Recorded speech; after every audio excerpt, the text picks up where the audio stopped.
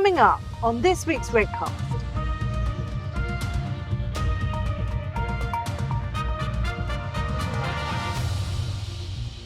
What's different is the realization of the fundamental interconnectedness of all things. There are so many more ways to commit the crimes than there used to be. You know, we're failing to put a plan out there and to mobilize people to actually fill the gap. And I think it's a failure of the commons. I mean, ultimately, you know, everyone kind of expects somebody else is going to do it, but no one has any budget. And then ultimately, we all kind of ask ourselves why, you know, 10 years later, we're still kind of where we are. I think a lot of pressure on people, not only on increased volumes, but demands from the sanction space in general, and to the interconnectedness of the world, as we found. So which makes this all the more difficult. And I think what we still need and continue to ask for as an industry is clarity. And then how do you teach that to a machine? And how do you get, you know, a robot to understand these cultural differences and cultural variances without kind of writing massive amounts of code? Some areas move in their digital kind of transformation much quicker than others. And if you want to accelerate forward some of the slower processes, again, you can do this by getting these technologies that are pretty much off the shelf these days. And you then bring everything up to speed, whereas you're going to just create bigger gaps between the old and new ways of working. Welcome to RegCast. RegCast. Shining a light on challenges and opportunities for digital compliance. Hello, welcome back. Thanks for joining this session. Today, here, right now, we have got an awesome panel helping us look at managing risk. The reason I say it's awesome is you really need a very broad perspective to think about financial crime risk. I think in these past panels, we've heard just how narrow and deep it gets. Here, I'm trying to help look at the broader picture, and the way we look at financial crime has really changed. It's gone from siloed to holistic, from individual data stores to shared, from automated to true digital, small data to big data. Everything seems to be, in call for change. And RegTech obviously plays a key part in all this. But that vision of holistic enterprise risk management always sounds great. But whenever I talk to the SMEs that are stuck in these silos today, they say, well, okay, what exactly is the gap and how do I fill that with the budget I have, which isn't generally much. So ultimately, this is going to be like changing out the engine on that jumbo jet over the Atlantic. And we have to figure out how to get there. So who better than this crowd to help me do that and spell out what it actually feels like. I will kick off with the introductions, please, from Sam. Thank you, PJ. Good afternoon, everyone. I'm Sam Tyfield. I am a lawyer working in regulated financial services space. And so this is an area with which I deal on a daily basis now. And I'm very pleased to say that I'm very busy, so people are taking it seriously. Okay, they're always a good indicator, the number of 6-minute increments. Denise. Hi, PJ, thank you so much. Absolutely delighted to be here on this panel with this wonderful group of humans. So I'm CEO and founder of working in the world of financial crime prevention for 20 years, looking at it from within a financial institution as head of policy for Royal Bank of Scotland, but I've also worked with neobanks and crypto firms and fintechs and civil society, and also the G7, G20 level. So I tend to kind of do the high level view to the macro view. And I'm a big fan of RegTech, as you know, PJ. So thank you for having me. My absolute pleasure. Steve. Thanks, PJ, and thank you for inviting me here. It's a pleasure once again to be here. I'm Steve Berman, COO of Compliance for Barclays. I've been at Barclays now for 7 years, not always in this position, but mostly. I've been at a number of other financial institutions covering the rest of my 20-odd years outside of Barclays. So I come with this with a background that's quite mixed, from operations to technology to middle office and consulting, and have a soft spot certainly for RegTech, and happy to share my thoughts with this panel. Be great. Thank you, Steve. And last but certainly not least, Alan. Thanks, PJ. Hi, everyone. Great to be with you. Thanks so much for having me. Alan Blanchard, working for APX, which is a Swiss RegTech firm founded in 2017, working on digital rules and regulations to embed compliance in any kind of business activity or process, hopefully to manage the risk of those processes down to pretty near zero, hopefully. Before APX, I was working for the Financial Conduct Authority for 5 years, where I got to know, obviously, you and Steve and a lot of the other RegTech great and good, working on the handbook there, publishing the rules and trying to do that in a machine readable way, which happily coincided with the birth of RegTech. So it's I would say I have even a softer spot than Steve for this. Well, it's a pleasure to be here with all of you. And I think the first point of departure for this conversation, which, for me, financial crime started in the early noughties. I think MiFID was 05, 06 when I first got into that. The next thing up was the third money laundering directive. So I got to meet lots of great colleagues, understand how they're thinking about bringing on one piece of regulation. It's a whole different ball game today. And one of the things I keep pitching, I think we're at a RegTech crossroads here. But in that intervening 17-year stretch since I met the third money laundering directive, people got really depressed. I mean, this is a hard space to actually work through. And it feels like, constantly there's a lot of pressure from senior management to do more with less resource. So I guess what's different in your view, Sam, about how we are actually thinking about economic crime now at this crossroads? What's different is the realization of the fundamental interconnectedness of all things, and the dawning sense that there are so many more ways to commit the crimes than there used to be. And I look back fondly almost on the telephone boiler room scams, because you knew what they were. And also, what is an economic crime, and how difficult they are to spot. Even if you are the mark, they are exceedingly difficult to spot, let alone investigate and prosecute. We've got the recent issues with the crypto assets, with OpenSeas and others being hacked, and people losing what they regarded as valuable assets. We will be facing a number of insolvencies and restructurings where insolvency practitioners who have little real world experience of tracing new assets will be tasked with doing precisely that. There has been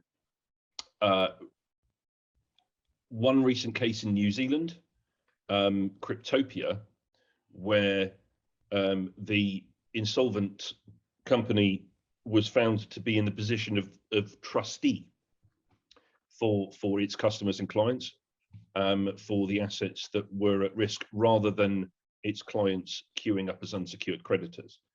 And once you enter into that sphere, where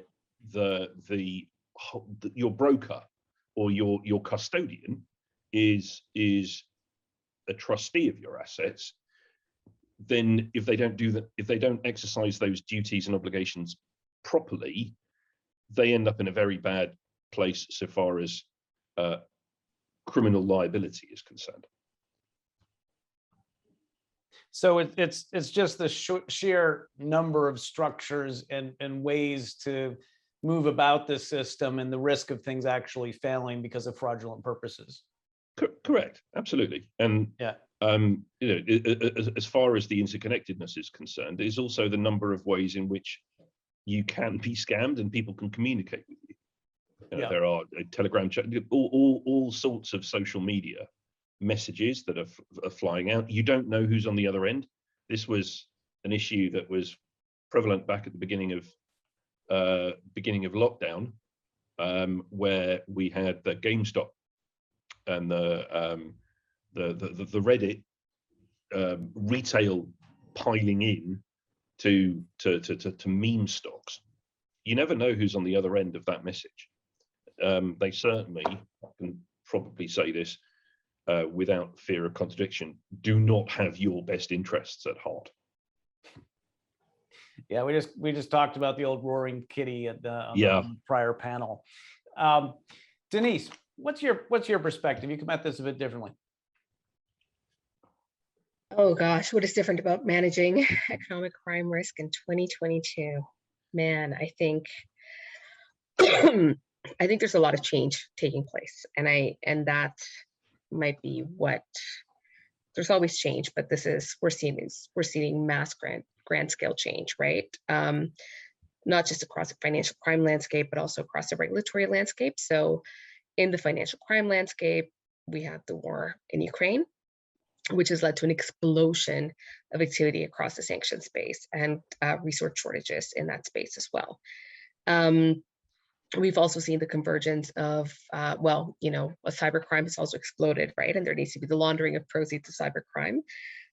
There are new financial products that are being created through decentralized finance and also using crypto and other kind of, and not just crypto products, but also fintechs are also creating new financial products that either need to be understood a little bit better, potentially regulated, but that also creates opportunities for criminals to target new organizations and new financial crime products, or new products, not financial crime products, but new financial products to launder the proceeds of crime. And then also the way that we live and work, we were all shut down in our houses for a while. Now everybody's been let out again.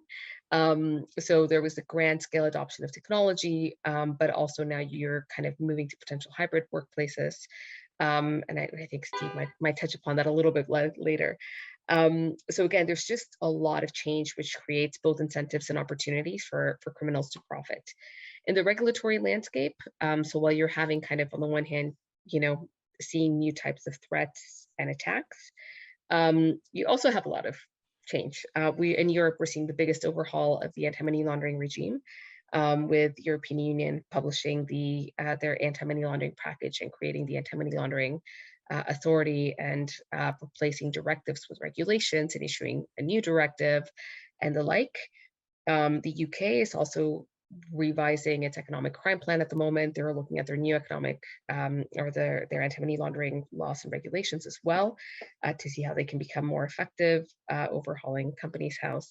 I'm using the word overhauling a lot because that is what is happening across the world. In the US, again, we've seen a lot of, there were the changes that were brought in last year with their anti-money laundering regulations and legislation as well. But again, there are new papers written every week, new opinions issued, new legal cases that define different, or again, specifically in the crypto space, new financial products as maybe not securities, but something else. So it just means that people who are working in this space have a lot to sift through. There's a lot of data. There has been an explosion of data. And I think this is, where the case for RegTech is definitely at. Thank you. Very comprehensive and complimentary the way Sam came at this. Steve, what's your perspective? Yeah, thanks, PJ. I guess I've started to look at this slightly differently. We talk quite a lot about people, process, and technology, and ignore the people. Lots of focus goes towards process and technology. How do we streamline? How do we get new tech in? How do we integrate? But there are people at the heart of all these things, and it's not as if the change is minor to people. 2 years ago, 2+ years ago, we were all told to go home and we'll let you know when to come back. And that was quite an extensive period of time, going from 4 or 5 days a week on average to 0 days a week in the office.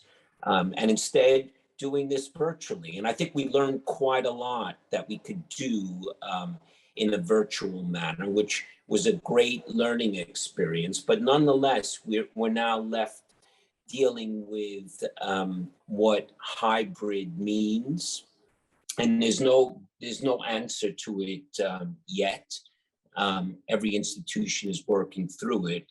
But having to do that alongside the Russia-Ukraine crisis, where we're now we now have to get it right.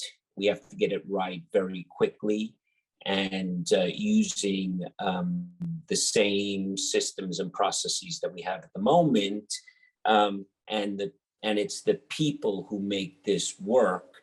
And there's, I think, a lot of pressure on people, not only on increased volumes, but demands from the sanction space in general, and to the interconnectedness of the world, as we found. So which makes this all the more difficult. But I do have to say, what's heartening is that the people who are dealing with this are doing a great job. And it's because they know their space, and basically, you train for times like this, and you see true professionals coming to the forefront. So I think it's kind of a good news story ultimately, but it's a very difficult space for people right now. Yeah, thank you. Very rounding perspective. Thank you, Alan. Thanks, PJ. Yes, I would agree with the vast, all of the comments that have been made so far. I don't take issue with anything there. From my perspective, I think you're looking at a fraud in the age of, let's say, take fraud as an example, in the age of online banking.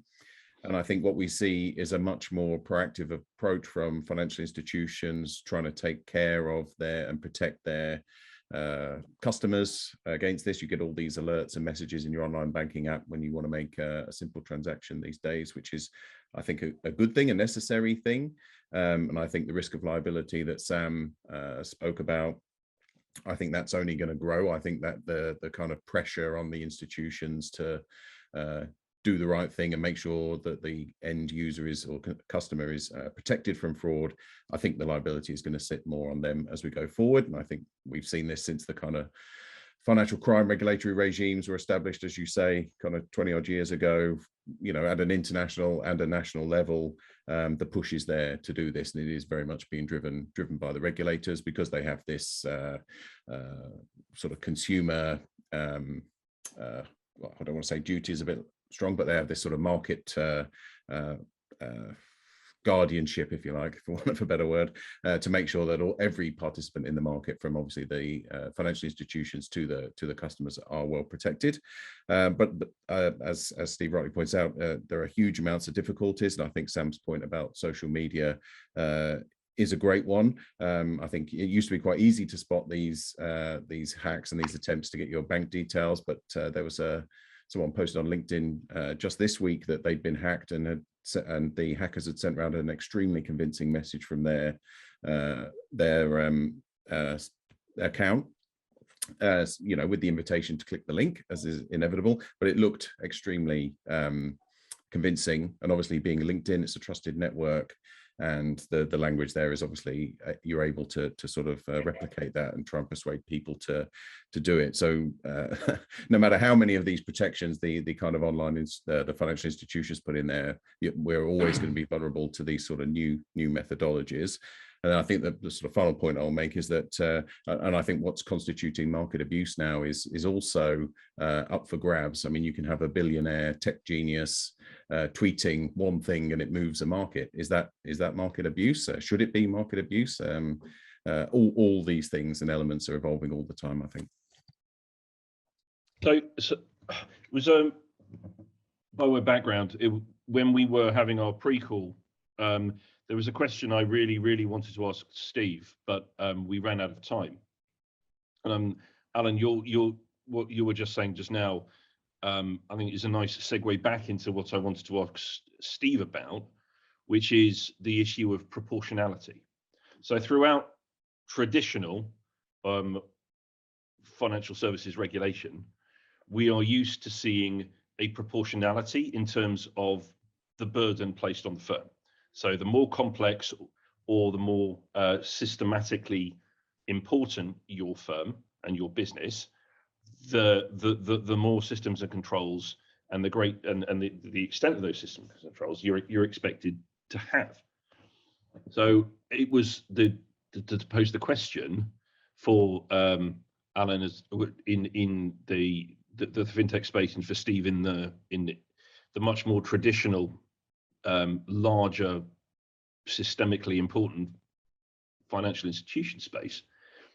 Do you think proportionality is relevant or appropriate anymore in the financial crime space? I guess I'll take a shot at that. From my perspective, as you become more interconnected, that starts to reduce, because you're only as strong as your weakest link. And I think you're seeing that not only in this space, but you're probably seeing it in the cyberspace as well. And it won't be a surprise that the requirements are just increasing, not decreasing, for non-large banks. And I think we're coming to a point where once we recognize how we all link up, that it's the hurdle rate is just going to increase. Now, whether that then dampens the RegTech market or creates a unequal playing field, I think that has to be weighed against the risks globally. I take that point, Steve. I think to some extent it kills the RegTech market. Unless, and this is the big if, we can actually open up those standards so people actually understand what the RegTech has to do. You know, if it's left to every firm on their own to figure out how do they take what they did on pen and paper and stick it into tech, why do you need RegTech? Just make that part of banking. And Alan's got great tooling, and everyone else have great tooling, and they can just kind of go in and do it. But you don't need to call it RegTech; you just call it banking. So I guess that maybe. Oh, sorry. Go ahead. I did want to come to you next, Denise. So I think when you talked about, Denise, the new asks and the pace at which they're coming out, and the kind of the new sheriffs in town that are there to police them, and frankly the new bad guys that they want us all to go after at. Do you think it's recognition that the regulatory agenda needs to extend into some of this standard space that's required for RegTech? I want to say I hope so. I also know in my heart, I think it's a response to some of the massive scandals that we've seen, right, that have cost people millions and millions of dollars and pounds and euros. And I think what we still need and continue to ask for as an industry is clarity. And you talked about the standards, right? I mean, and we've talked about how different things, we've had kind of offline conversations pre-COVID, how different things might mean something different to an individual, right? Because everybody looks at it from their own unique perspective. So even when you do have it's trying to find that balance between kind of prescriptive regulation and kind of and guidance, right? And kind of allowing, and the risk-based approach, which is kind of one of the approaches that tends to be promoted by kind of regulators in Europe and by the FATF, by the Financial Action Task Force as well. So it's trying to figure out kind of how do you find that balance between trying to get everybody to understand what it is that they're supposed to be doing, because even within a bank that has global coverage, the onboarding process, high level, it will be a little bit, it'll be similar, but you'll still have local variances, right? And you'll still have different documents that are required, and then you'll have different exceptions to policies that are, put in place and whatnot. And then how do you teach that to a machine?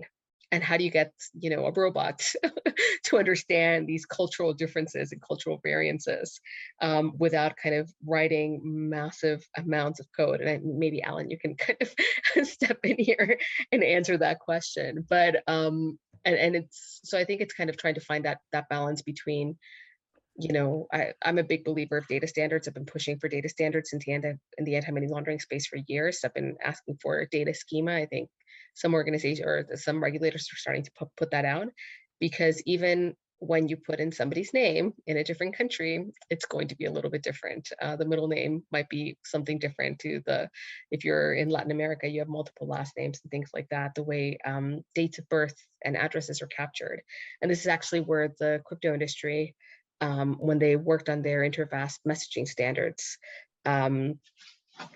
they created a data schema to be able to make it a little bit easier to comply with the travel rule. And they actually looked at passport information and international kind of aviation standards for data to do that, which we haven't really done in banking. So not sure if I've answered your question, PJ, or if I've just kind of gone off on a tangent, but here we go.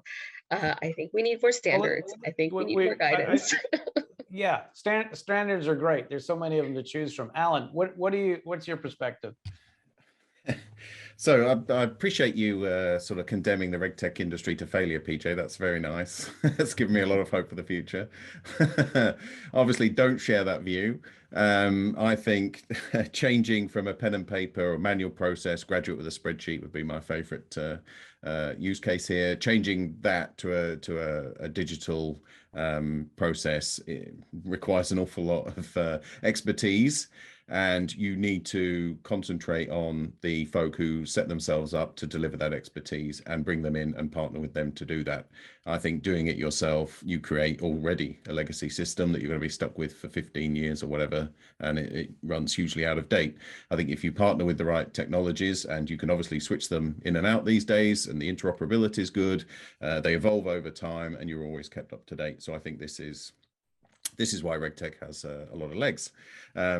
But I think that is driven, those pen and paper processes are really what I would term gaps in the status quo, right? So when you're doing a onboarding process is a good example, but you're digitizing this, there's always going to be a gap somewhere where you're falling back on the old way of doing it, the pen and paper process, as you say. And I think those are key drivers for looking at a solution that says, can we just plug this wee little gap here? What exists there? And RegTech's very good for having quite a neat fit in terms of those gaps in those processes there. And as I say, you can plug and play those and take those out.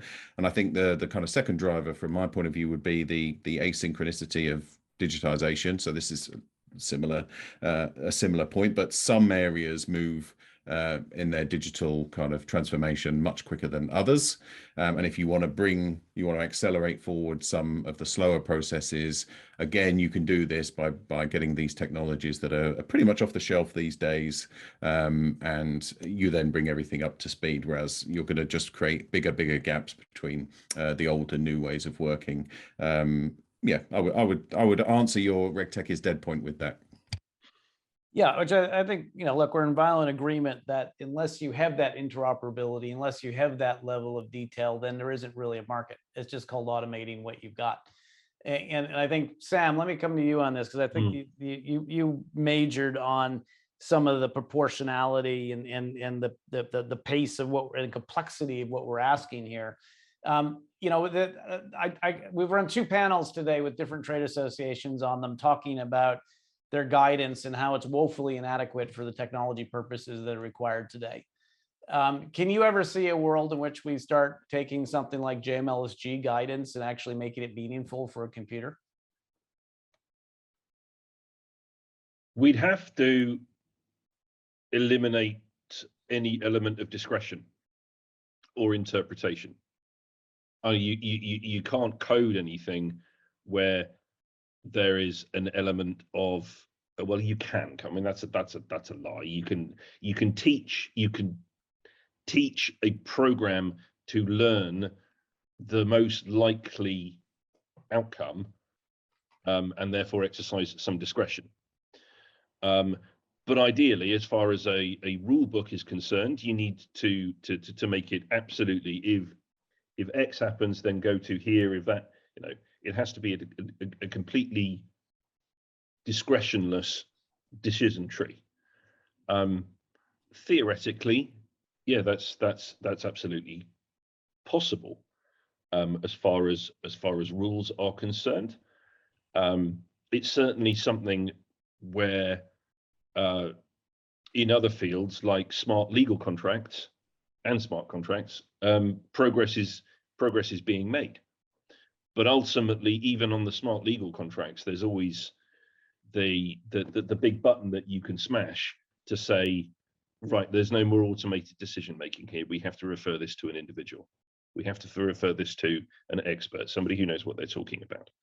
But I think before we get there, and this is to your point with which Alan disagreed about everyone becomes a bank, it's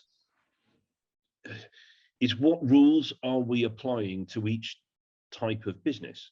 So I don't know whether there is anyone from Her Majesty's Treasury or Endeavour Square or Threadneedle Street on here, but we have all seen the correspondence and the warnings around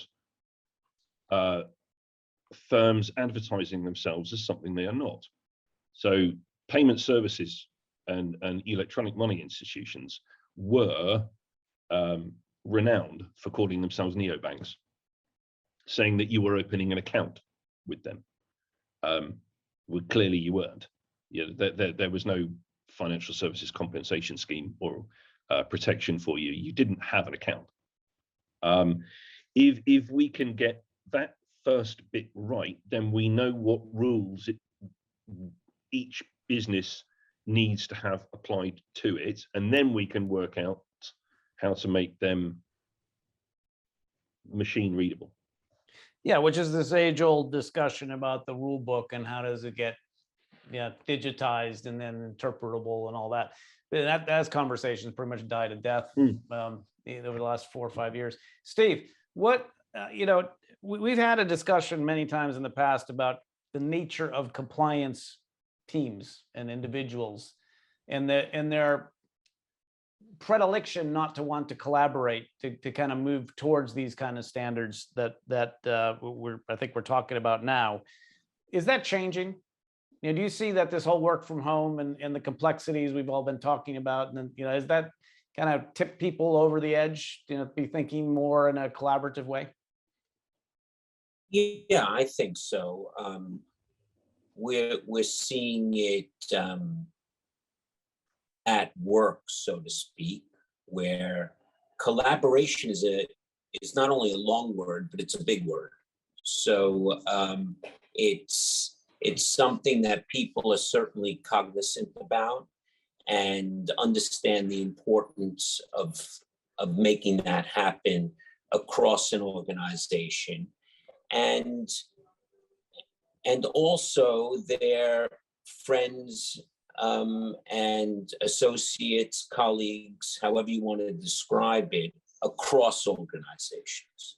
Because having to not only work from home, but not have contact with others for quite some time has highlighted that human need.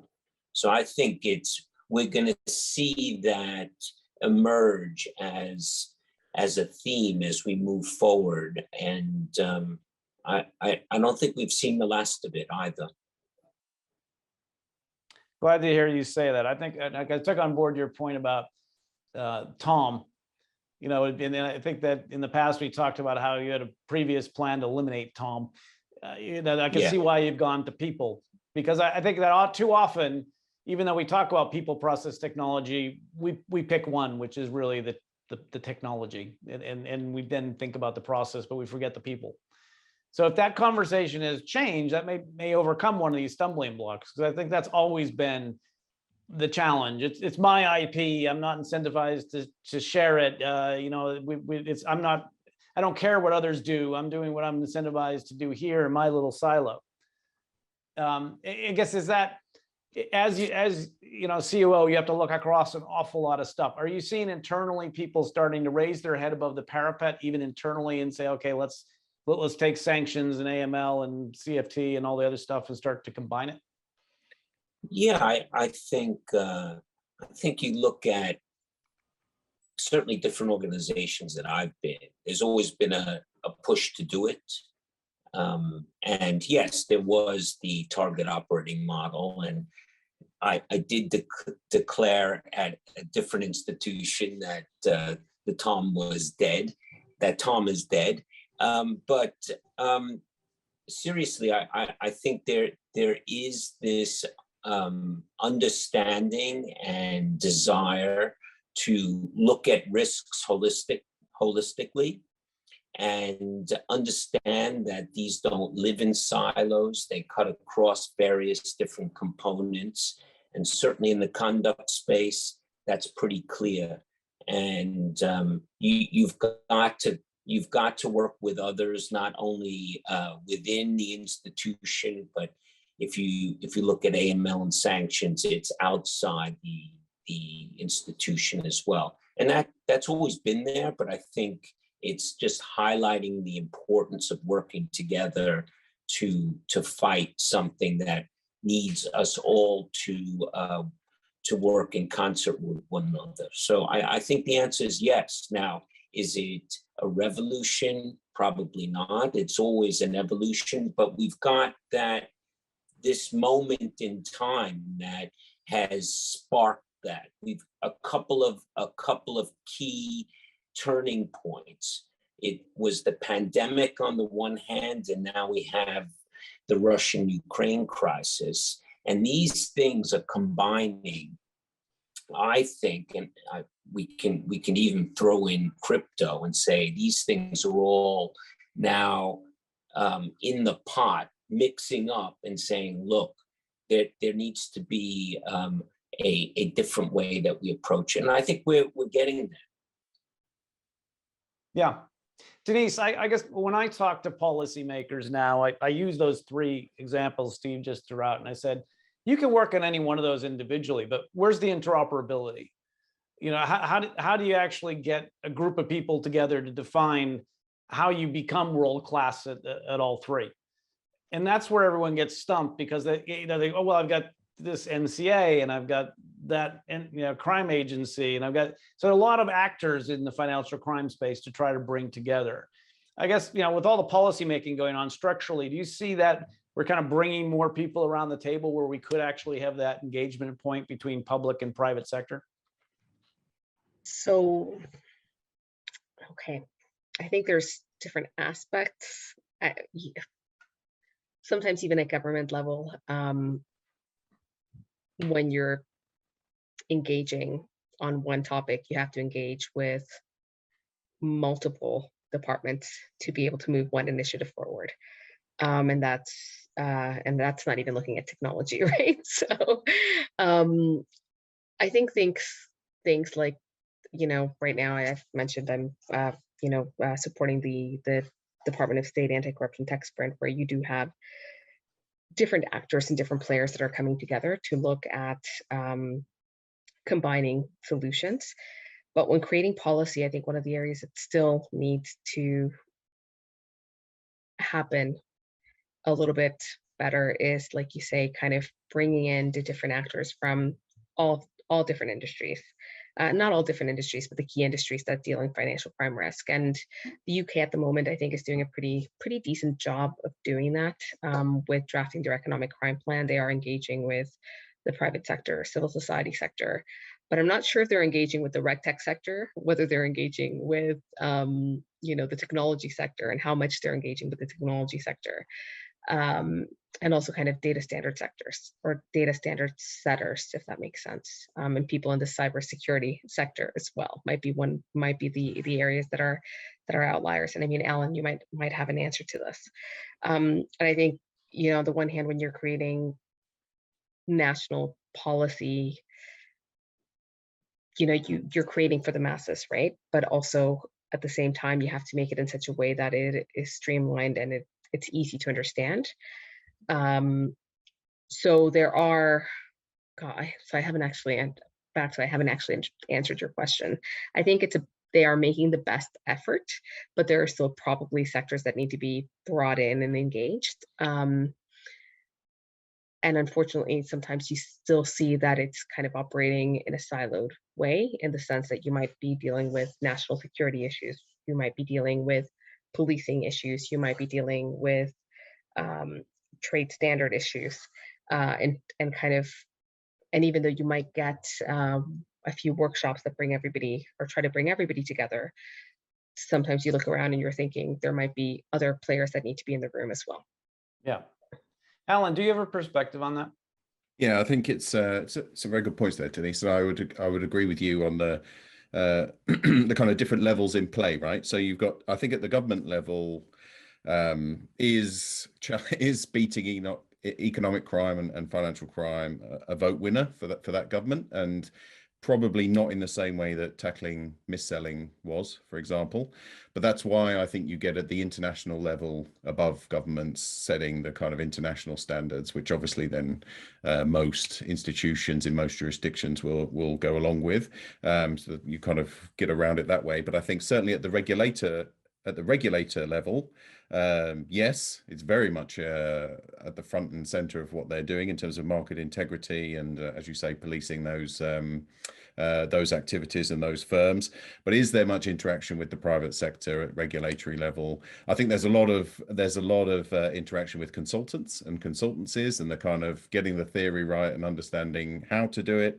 But when it comes to bringing technology on board, obviously you've got to pay for that. And I think there's a little bit of a less of an appetite to put money on the table now. There are some regulators around the world that are perfectly happy to do that, and this is great news. And I think obviously any private sector involvement, they're expecting to be compensated. But in terms of doing workshops and theorizing and responding to consultation papers, there's not too much kind of beyond the consultants there and the trade bodies, I would suggest. Yeah, I having sat on the innovation working group for the last economic crime plan, I entirely concur. Lots of consultants, very few industry practitioners there. And the Khalifa review is maybe a good leading indicator for us in the UK. I mean, they actually get a budget now, and they've actually established a CEO, and they're hiring somebody, and they're trying to figure out how they get FinTech up and moving. So I think we're still looking for that to happen in RegTech. I guess, Sam, what's your perspective here? Do you see any easy avenues to like filling this massive hole that there is between all the parties, public and private sector, in the FinCrime space? Oh God, I really don't want to say no, but it is going to be a challenge. It is going to be a challenge. I would like it to be industry-led. I would like practitioners and people actually involved in the business to devote some time to putting down on paper what it is they expect from their peers and counterparts in the ecosystem, and at the same time being prepared to provide that to their counterparties and to their peers. But as you and I know, PJ, as I'm sure we all do,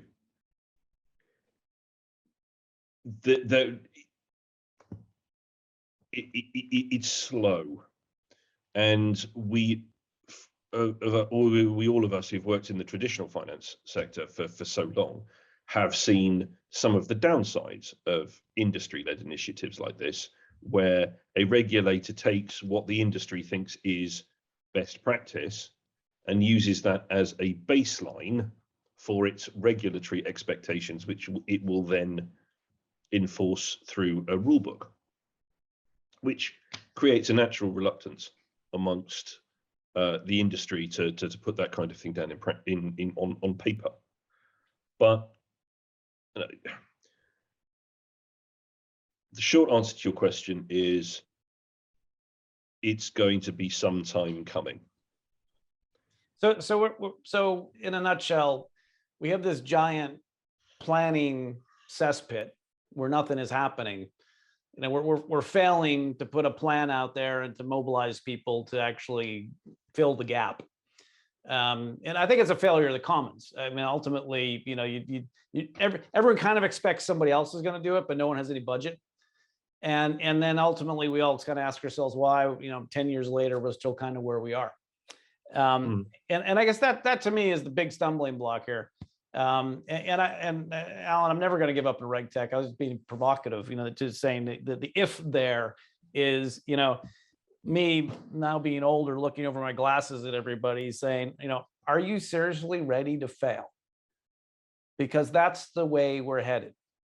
If we don't structurally bring this together as a more holistic conversation, get some momentum behind it with some concrete actions and deliverables, we're not going to get there. Now, this is the day before we get the feedback on the MLR review from the UK, which asked specifically that question about what's the role of technology. So I'm looking forward to seeing all that. Guys, we amazingly are at time for the closing statements. I want to give you a proper time to go through it. Denise, in your 1 minute, what is your wish for financial crime RegTech for 2024? PJ, I don't want it to fail. I don't know if the failure of the comments, it just made me really, really sad. I think I want us to move to phase 2. So I think in my head, I think of RegTech phase 1 as automation, right? And unfortunately, sometimes you did get making stupid faster, which isn't great. But I want to see more innovation, right? Now that we're able to have the technology, now that we've kind of been able to put some of the data, or well, clean data and innovation, that we've been able to kind of put, you know, create, automate some of the things. What can we lay on top of that to actually innovate how we fight financial crime and how we target some of the atrocities that are happening in the world? So that is my wish. I do think that there are a lot of people with a lot of really good intentions, I guess, really good intentions that do want to make things better. So I, like you, I'm not ready to give up on RegTech. I think it's such a fascinating space. And, you know, last week I was at London Tech Week and just meeting different minds. And I think that's that's the other bit, kind of bringing in people who think differently, who might be able to see things in a different way than us traditional practitioners do, to kind of lead towards that innovation. So I just have hope. Thank you. I completely completely agree entirely with the sentiment. Sam, what's your one wish?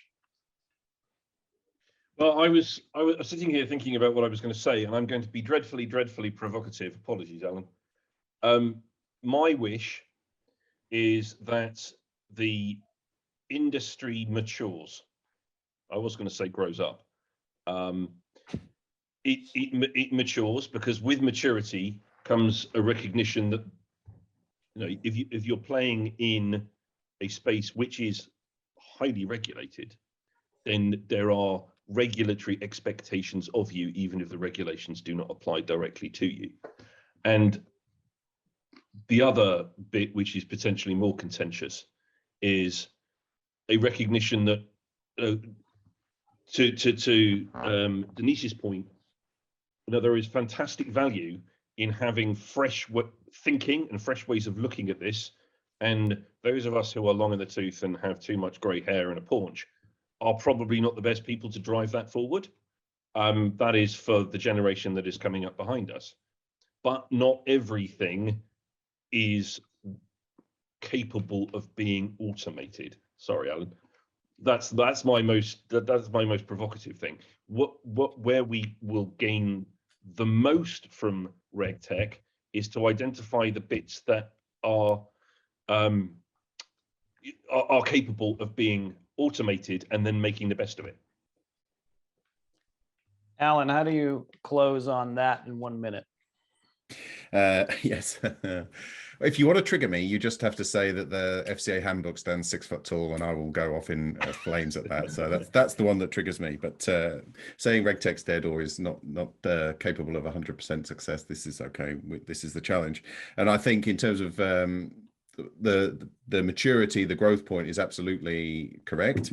And I think my wish for 2024 is that RegTech grows along the lines of the goal that we get the risks that we're trying to manage around financial crime down to as close to zero as possible. I think that's the sort of genie in the bottle that we can unlock with RegTech.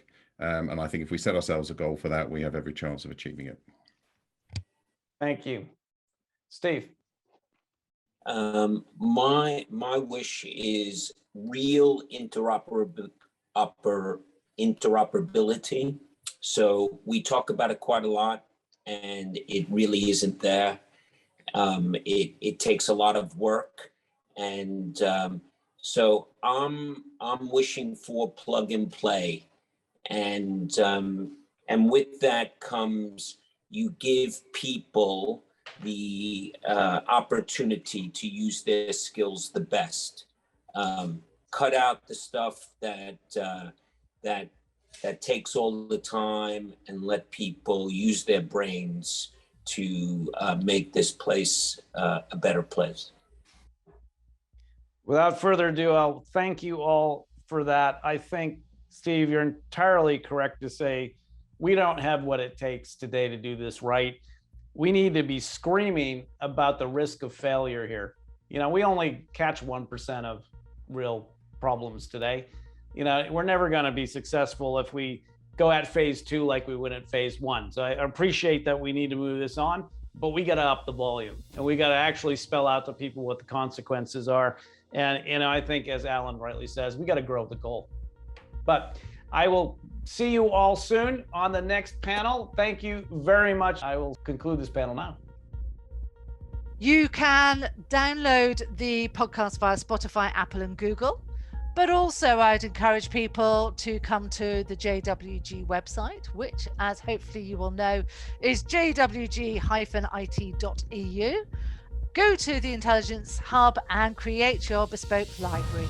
This is RegCast. Shining a light on challenges and opportunities for digital compliance.